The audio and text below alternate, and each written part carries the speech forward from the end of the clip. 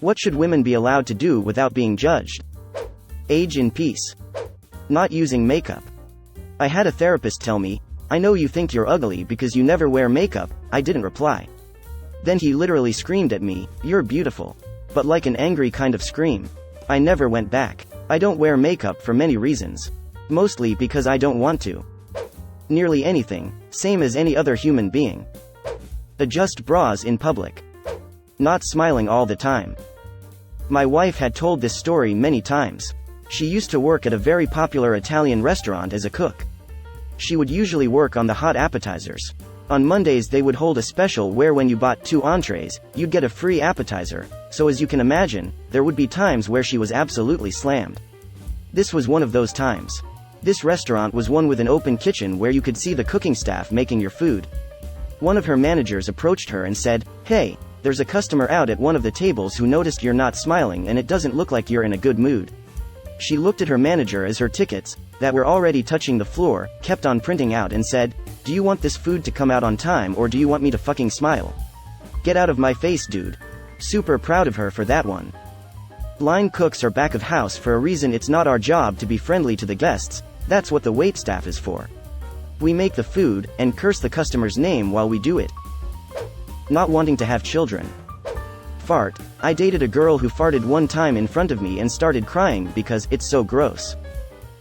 My fiancé felt so bad when we first started dating. It was a while before we farted in front of one another, but after a couple months I just said fuck it and did it. She literally started clapping excitedly because she no longer felt so stressed about when she would inevitably have to fart in front of me. On our first night together, my now wife just said, "People fart, so I hope you're okay with that." It's been a fart fest for 15 years. Being single, especially older and single. She should absolutely be allowed to have proper sized pockets in her clothes. Ask for a pad or tampon. That's rough. One of my friends had this problem at work with a few women. So they took an empty locker and filled it with tampons, pads, chocolate and Advil. The boss loved it and gave all the women a key to that locker on an honor system. Works great. Age. Wearing no bra. Getting angry because of very understandable things, without getting called bossy, bitchy, being on our periods, being called difficult or crazy, or gaslighting. You forgot hysterical. Taking a poo. Never understood dudes who act squeamish about women shitting or having periods. I helped my wife take her first visit to the loo after the birth, helped wash the blood off too. Not a big deal. I dated a guy who refused to even touch a tampon box because he was so grossed out by periods and the idea of a woman bleeding made them unwomanly to him. Then I dated a guy with whom I had a miscarriage in the bathroom and he very lovingly helped clean all of the blood off of me and the floor, helped me into the bath and got in with me, still bleeding, to just be helpful and supportive. Thank you for being the type to help and not care. Not having hair. Fun fact. Women can go bald, it's just usually connected with some disease. I've been losing my hair a lot lately, and my boyfriend was like, "Women don't go bald." Yes, they can. It just doesn't happen as often. Edit. Wow, didn't expect this reaction.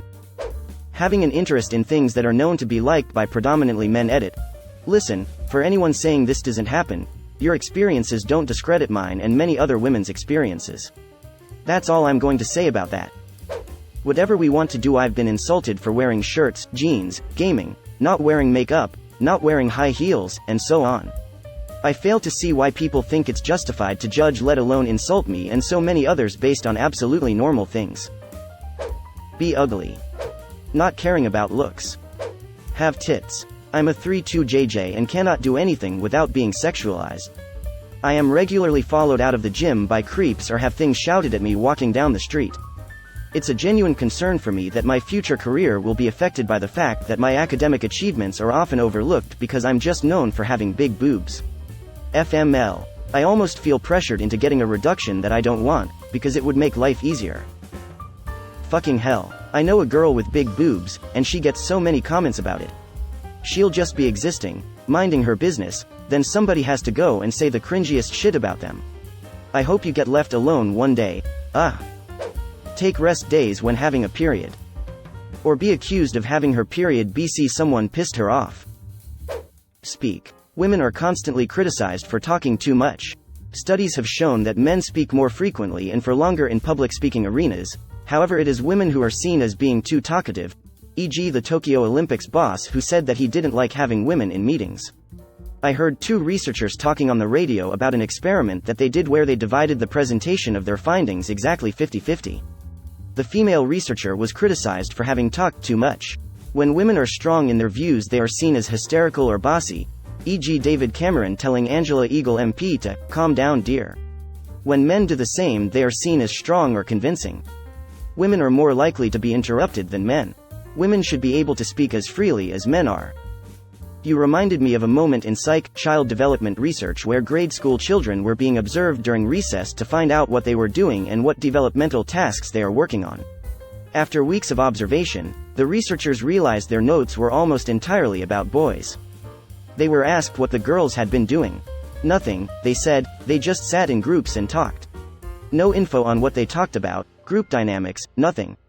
The disregard for the dev tasks the girls were working on, social skills, friendship, self-expression, conflict resolution, humor, etc., was so blatant, it sparked entire new avenues of research.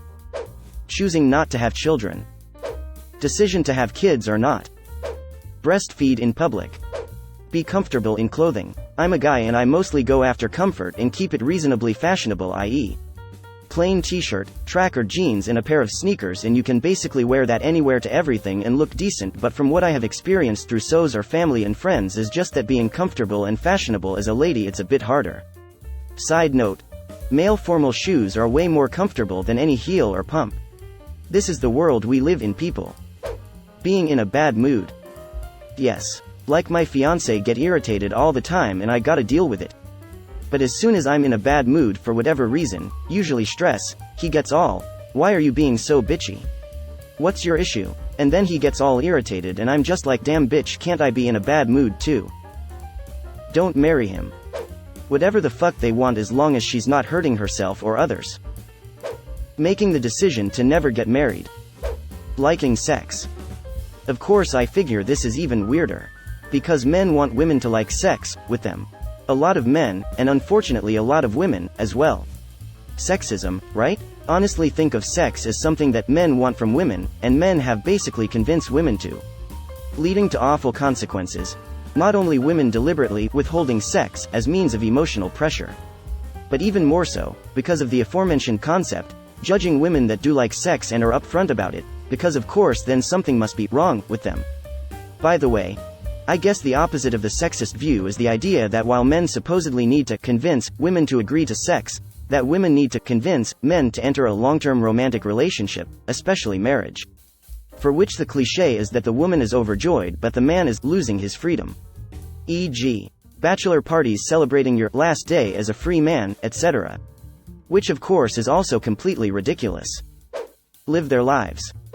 Play video games, play D&D, lift weights, play, compete, do sports, fuck, anything they want to do. Fuck.